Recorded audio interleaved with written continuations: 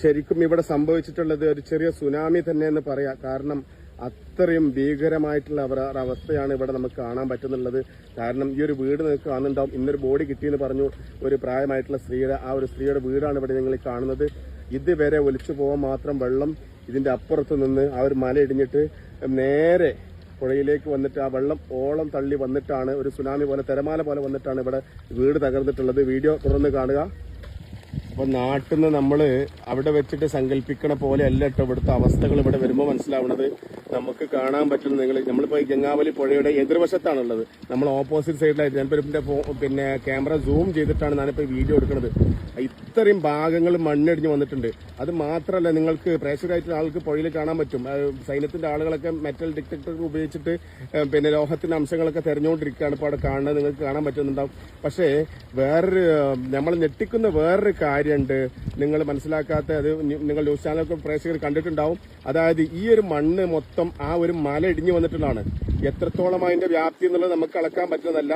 പക്ഷേ അത് മാത്രമല്ല, ഈ ഒരു പുഴ ഏകദേശം 200 മീറ്ററോളം അല്ലെ സിദ്ദിഖ്, 200 മീറ്ററോളം വീതിയില്ല ഈ പുഴയുടെ ഈ ഒരു സൈഡിലായിട്ട് നിങ്ങൾക്ക് കാണാൻ പറ്റില്ല. ഇന്നൊരു ബോഡി നമുക്ക് കിട്ടിയെന്ന് പറയുന്നുണ്ട്. അത് ഈ ഒരു സൈഡിലല്ലേ, വലത്തെ സൈഡിൽ പ്രേക്ഷകർ കാണാൻ പറ്റുന്നുണ്ടാവും. ആ ഒരു മല 200 മീറ്ററോളം നീളമുള്ള മല ഏകദേശം 100 മീറ്റർ അപ്പുറത്തായിട്ടാണ് നിങ്ങൾക്ക് ഈ പിന്നെ മൺകൂന കാണാൻ പറ്റുന്നത്. അത്രയും കല്ലും മണ്ണും. അത് മാത്രമല്ല, ഈ പുഴയിൽ ഈ ഭാഗത്തൊക്കെ ആയിട്ട് മണ്ണാണ് കേട്ടോ. അപ്പൊ ഈ ഒരു ഭാഗത്തായിട്ട് കാണുന്ന ഈ ഒരു ഭാഗത്ത് ആളുകൾ നിങ്ങൾ കാണുന്നുണ്ടാവും. അവിടെയാണ് ഒരു വീടുണ്ടായിരുന്നത്. അവിടെ ഈ ഒരു വീട്ടിലൊരു അമ്മൂമ്മയാണ്. അതായത് ബാക്കി 6 പേരുണ്ടായാലും ബാക്കി 5 പേർ ജോലിക്ക് പോയതുകൊണ്ട് അവിടേക്ക് ഒരുപാട് ആളുകൾ നമുക്ക് ഇരിക്കുന്നത് കാണാൻ പറ്റും. ഈ ഒരു വീട് ഇതൊരു മലന്റെ ചെരുവ് തന്നെയാണ്. പക്ഷെ നിങ്ങൾ ആ പിന്നെ വെള്ളം അതൊരു സുനാമി പോലെ, അതായത് ആ മല ഇടിഞ്ഞ് വീഴുന്ന സമയത്ത് ഒരു സുനാമി പോലെ വന്നിട്ട് ഈ ഒരു വീട് നാമാവിശേഷ എന്നൊക്കെ പറയുന്നില്ലേ, തറ മാത്രമേ ബാക്കിയുള്ളൂ. കാണാൻ പറ്റുന്നുണ്ടാവും. ഇതിന്റെ വ്യാപ്തി നിങ്ങൾക്ക് പിന്നെ വീഡിയോ ദൃശ്യങ്ങൾ എത്രത്തോളം സങ്കല്പിക്കാൻ പറ്റും, ഊഹിക്കാൻ പറ്റുമെന്ന് എനിക്കറിയില്ല. അതായത് ഈ ഒരു റെയിൽവേ പാലമാണ് അതിനെ കാണുന്നത്. അതിന്റെ തൊട്ട് മുന്നേ ആയിട്ട് ഈ ഭാഗങ്ങളൊക്കെ മഴവെള്ളം ഒലിച്ച്, അതായത് ഈ ഒരു പുഴ തേളി വരാന്ന് പറയില്ലേ, നമ്മളൊരു കുളത്തിൽ കല്ലിട്ട വലിയൊരു കല്ലിട്ട അവസ്ഥ, ആ വെള്ളത്തിന് അതേ അവസ്ഥയിൽ ഇത്രയും തോന, അതായത് 100-200 മീറ്ററോളം കരയിലേക്ക് അടിച്ചു കയറിയിട്ടുണ്ട്. ആ ഒരു സമയത്താണ് ഈ ഒരു ഭാഗങ്ങളൊക്കെ പോയിട്ടുള്ളത്. ഇവിടൊക്കെ വീടുകൾ ഉണ്ടായിരുന്ന ആ ഒരു വീടിന്റെ ചെറിയ ഭാഗങ്ങളൊക്കെ പോയത് കാണുന്നുണ്ട് അവിടെ. അപ്പോ ഇത് ഈ മരക്കുറ്റികളൊക്കെ കാണുന്നുണ്ടാവും നിങ്ങൾക്ക് വഴിയില്ലേ. ആ ഒരു മല ഇതിന്റെ ഇടത് സൈഡിൽ കാണുന്ന ഈ ഭാഗങ്ങളൊക്കെ പലവട്ടമായിട്ട് ഇടിച്ചതാണ്, റോഡിന് വഴി ഇടിച്ചതാണ് കേട്ടോ, ചെരിച്ചിട്ടാണ് ഇടിച്ചിട്ടുള്ളതൊക്കെ. പക്ഷെ ആ ഒരു ടവർ കാണുന്നുണ്ടാവും നിങ്ങൾക്ക് അവിടെ, ആ ഒരു ടവർ കാണുന്ന ഭാഗത്ത്. അപ്പൊ ഞാൻ എന്റെ ഒരു പിന്നെ എല്ലാവരും പിന്നെ എന്താ പറയാ അനുമാനിക്കുകയാണ് ചെയ്യണത്. അതുപോലെ തന്നെ ഞാനും പറയാൻ കാരണം എന്താ വെച്ചാല് ആ ഒരു അത്ര ഫോഴ്സിൽ വരുന്ന സമയത്ത് നമ്മളെ അർജുന്റെ പിന്നെ വാഹനം എന്താ പറയാ ഈ ആ ഒരു പുഴയിലേക്ക് ചാടിയിട്ടുണ്ടാവും. നേവിന്റെ ആളുകളൊക്കെ അവിടെ നിങ്ങൾക്ക് കാണാൻ പറ്റുന്നുണ്ടാവും. അപ്പോൾ നമ്മൾ എന്തെങ്കിലും പറയല്ലേ, പ്രേക്ഷകരായിട്ട് ആളുകൾ തെറ്റിദ്ധരിക്കരുത്. പക്ഷെ അതിന്റെ വ്യാപ്തിയാണ് നമ്മളിപ്പോൾ നിങ്ങളെ കാണിച്ചുകൊണ്ടിരിക്കുന്നത്. ഞാനിപ്പം ഈ ഒരു നദി ഞാൻ പറഞ്ഞല്ലോ 200 മീറ്ററോളം വീതിയുള്ള ഈ ഒരു നദിക്ക് കുറുകെയായിട്ട് ഈ പിന്നെ അത്രത്തോളം ആ ഒരു മല ഇടിഞ്ഞ് വന്നിട്ട് മണ്ണ് ഇത്രത്തോളം ഇതിൽ വരുന്ന വെള്ളം നല്ല ഫോഴ്സിൽ വരാനാണ് സാധ്യത. ആ ഒരു സമയത്ത് നമ്മളെ സങ്കല്പത്തിന് അപ്പം അത്രയും വെയിറ്റിൽ 30-40 ടണ്ണുള്ള ലോറി ആണെങ്കിലും കൂടിയിട്ട് ഇത്രയും വലിയ പാറക്കെട്ടുകളും മരങ്ങളൊക്കെ ഇങ്ങോട്ട് ഇത്രയും ദൂരം, അതായത് ആ നിൽക്കുന്നത് നിങ്ങൾ കാണുന്നുണ്ടാവും, ഒരു 10-50 മീറ്റർ ഇപ്പുറത്തായിട്ടാണ് മണ്ണ് നിൽക്കുന്നത്. അതായത് പിന്നെ പുഴന്റെ സൈഡിലായിട്ടല്ല മണ്ണ്, ആ ഒരു അരികിലല്ല പിന്നെ മണ്ണ് ചാടിയിട്ടുള്ളത്. അത്രത്തോളം ഫോഴ്സിൽ വന്നിട്ടുണ്ടെങ്കിൽ ഒരു പക്ഷേ ആ ലോറി പുഴയിലേക്ക് ചാടാനാണ് സാധ്യത. നമ്മൾ ഈ കാണുന്നത് നമ്മൾ അനുമാനിക്കുകയാണ്. കാരണം നിങ്ങൾക്ക് ഇപ്പം ഈ ഒരു അത്രത്തോളം വലിയ മല ഇടിഞ്ഞു വരുമ്പോൾ ആ ലോറിക്ക് നമ്മൾ വെയിറ്റ്, ഞാൻ പറഞ്ഞില്ല പല ആളുകളും അത്രയും വെയിറ്റ് കാര്യങ്ങളുള്ള ലോറി അങ്ങോട്ട് പോയി ഇനി വല്ല മിറാക്കിളും സംഭവിക്കുമെന്നൊക്കെ പറയുന്നുണ്ട്. പക്ഷേ നമ്മൾ ഒന്നും പറയല്ല. പക്ഷെ ഇത്രത്തോളം അതിന്റെ വ്യാപ്തിയുണ്ട്. ഇന്ന് ഇവിടെ മരണപ്പെട്ടിട്ടുള്ള ഈ ഒരു വീട്ടിലെ ആളാണ് മരണപ്പെട്ടിട്ടുള്ളത്.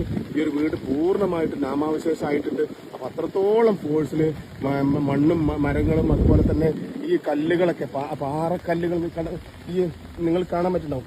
ഈ പാറക്കല്ലുകൾ ഇത് ഇവിടെ അല്ല, പാറക്കല്ലല്ല കേട്ടോ, അതായത് ഈ പുഴയുടെ പ്രേക്ഷകർ ശ്രദ്ധിക്കണം, ഈ പുഴയുടെ കെട്ടാണ്. ഈ പുഴയുടെ സൈഡിൽ കെട്ടിയിട്ടില്ലേ കെട്ട് കല്ലുകളാണ് നേരെ അപ്പുറത്തേക്ക്. അപ്പൊ എത്രത്തോളം ഫോഴ്സ്, ഞാൻ അതിന്റെ ഫോഴ്സ് കണക്കാക്കാൻ വേണ്ടിയിട്ടാണ് പറയുന്നത്. അത്രത്തോളം ഫോഴ്സിൽ നിങ്ങൾ മണ്ണ് വെള്ളം അങ്ങോട്ട് അടിച്ച് കയറിയിട്ടുണ്ട് ഈ കല്ലുകളൊക്കെ. ഈ പത്രത്തെ പൂര ഇതർ തന്നെ ഭായി, इधर ये पत्थर पूरा इधर था ना? हाँ इधर था. इधर आदमी क्या, कितना आदमी था घर पे? आपका घर इधर ही है?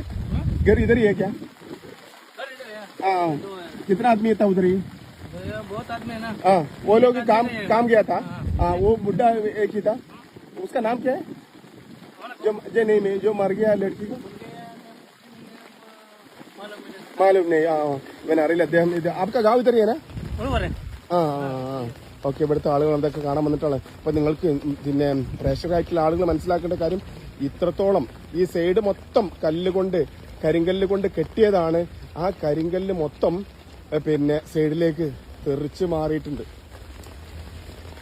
ഞാൻ പറയുന്നത് പ്രേക്ഷകരായിട്ടുള്ള ആളുകൾക്ക് മനസ്സിലാവുന്നുണ്ടാവും ഞാൻ വിചാരിക്കുന്നുണ്ട്. ഇത് നിങ്ങൾ വീഡിയോ കാണാതെ പോകരുത്. കാരണം നമ്മൾ അവിടെ നിന്ന് മണ്ണ് മാന്തുന്നതും അല്ലെങ്കിൽ മറ്റുള്ളവരൊക്കെ നമ്മൾ നാട്ടിൽ നിൽക്കുമ്പോൾ കുറ്റം പറയുന്നുണ്ട്. എങ്കിലും കൂടി നമ്മൾ കേരളക്കാരാണ്, കേരളത്തിലായെന്നെങ്കിലൊക്കെ പറയുന്നുണ്ട്. പക്ഷെ എങ്കിലും കൂടിയിട്ട് അനായാസം സംഭവിച്ചിട്ടില്ല എന്നല്ല പറഞ്ഞത്. ഇത്രയും ദ്രുതഗതിയിൽ ഈ ഒരു പണി എടുക്കുന്ന ജോലി തുടർച്ച അന്ന് തന്നെ എടുത്തിരുന്നെങ്കിൽ നമുക്ക് അങ്ങനെ സങ്കല്പിക്കാം. പക്ഷേ വളരെ എന്താ പറയാ, നമുക്ക് സങ്കല്പിക്കാൻ പറ്റാത്ത ഒരു ഉരുൾപൊട്ടൽ എന്ന് തന്നെ പറയാം ഇവിടെ സംഭവിച്ചിട്ടുള്ളത്. നല്ല കടുത്ത എന്താ പറയാ പ്രതികൂലമായ കാലാവസ്ഥയാണ്. എങ്കിലും കൂടിയിട്ട് അവരുള്ള വാഹനം വെച്ചിട്ടൊക്കെ പിന്നെ ആളുകൾ ഇപ്പോൾ തെരഞ്ഞുകൊണ്ടിരിക്കുകയാണ്. അപ്പൊ എവിടെയാണ് വാഹനം ഉള്ളത്? ഈ പുഴയിലാണ്. പല സങ്കല്പങ്ങളാണ് പറയുന്നത്. പുഴയിലേക്ക് ചാടിയിട്ടുണ്ടെങ്കിൽ ഒരു പക്ഷേ കുത്തൊഴുക്കില് ലോറി ഒലിച്ചു പോകാൻ സാധ്യതയുണ്ട്. പിന്നെ നല്ല ഒഴുക്കുണ്ട്. ഏകദേശം 10 മീറ്ററോളം ആഴ എന്നൊക്കെയാണ് ഇവിടുത്തെ പറയുന്നത്. ഒരു ലൈന് കാണാൻ പറ്റണം നിങ്ങൾക്ക് അല്ലേ? ആ ലൈന് ഒരു മരക്കഷ്ണത്തില് കുടുങ്ങിക്കിടക്കാണ് ശരിക്കും പുഴയിൽ. കാണുന്നുണ്ടാവും. അത് ഇതിനെ നേരെ ക്രോസ് ചെയ്തിട്ട് പോണ ആ ഒരു ലൈനാണ്. അത് അന്ന് പൊട്ടി വീണിട്ടുള്ള പിന്നെ ടവർ, ആ ടവറിലേക്ക് ചിലപ്പോൾ പോയിട്ടുള്ള ലൈൻ ആവാം. അവിടെ നിങ്ങൾക്ക് ടവർ കാണുന്നുണ്ടാവും. അപ്പം ഇന്നും തെരച്ചിൽ നടന്നുകൊണ്ടിരിക്കുകയാണ്. ഈ കിടക്കുന്നതൊക്കെ ഹോസ്പിറ്റാസിൻ്റെതാണ് കേട്ടോ. പല വീടുകളുടെ ആയിരിക്കാം. അതുപോലെ തന്നെ ഇവിടെയൊക്കെ നിങ്ങൾക്ക് കാണാൻ പറ്റുന്നുണ്ടാവും ഹോസ്പിറ്റാസിന്റെ ഓരോ കഷ്ണങ്ങൾ. ഷീറ്റിട്ട വീടായിരിക്കണം ആ വീട്. അതുപോലെ തന്നെ മരങ്ങള്, മുളം കുറ്റികള്, മരത്തിന്റെ കുറ്റികള്, ഇതെല്ലാം അവിടെ നിന്ന് ഇങ്ങോട്ട് പിന്നെ ഒരു പക്ഷേ ഈ മരങ്ങളൊക്കെ അതിന്റെ മുകളിൽ, ആ ഒരു മലക്ക് മുകളിലുള്ള മരങ്ങളായിരിക്കാം, അല്ലെങ്കിൽ ഇവിടെയുള്ള മരങ്ങളായിരിക്കാം. എങ്കിൽ ഞാൻ പറഞ്ഞല്ലോ, ഇത്രത്തോളം കല്ലും മണ്ണും ഇങ്ങോട്ട് മാറിയിട്ടുണ്ടെങ്കിൽ എന്തൊക്കെ സംഭവിച്ചിട്ടുണ്ടെന്നത് ദൈവത്തിനല്ലാതെ പറയാൻ പറ്റാത്തൊരു കാര്യമാണ്. അത്രയും വലിയ ഫോഴ്സിലായിരിക്കും ഇത് സംഭവിച്ചിട്ടുണ്ടാവുക.